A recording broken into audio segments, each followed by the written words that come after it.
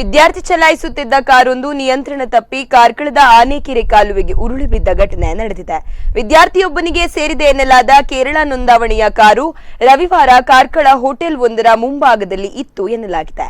ತಡರಾತ್ರಿ ಅಲ್ಲಿಂದ ಹೊರಟು ಹೋದ ಈ ಕಾರು ಕೆಲವೇ ಹೊತ್ತಿನಲ್ಲಿ ಅಪಘಾತಕ್ಕೀಡಾಗಿದೆ. ಚಾಲಕನ ನಿಯಂತ್ರಣ ತಪ್ಪಿದ್ದರಿಂದ ಕಾರು ಕಾಲುವೆಗೆ ಉರುಳಿ ಬಿದ್ದಿರುವ ಶಂಕೆ ಇದ್ದು, ಘಟನೆಯಲ್ಲಿ ಕಾರಿನಲ್ಲಿದ್ದವರು ಜೀವಾಪಾಯದಿಂದ ಪಾರಾಗಿದ್ದಾರೆ. ಸ್ಥಳಕ್ಕೆ ಕಾರ್ಕಳ ನಗರ ಪೊಲೀಸರು ಭೇಟಿ ನೀಡಿ ಪರಿಶೀಲನೆ ನಡೆಸಿದ್ದಾರೆ.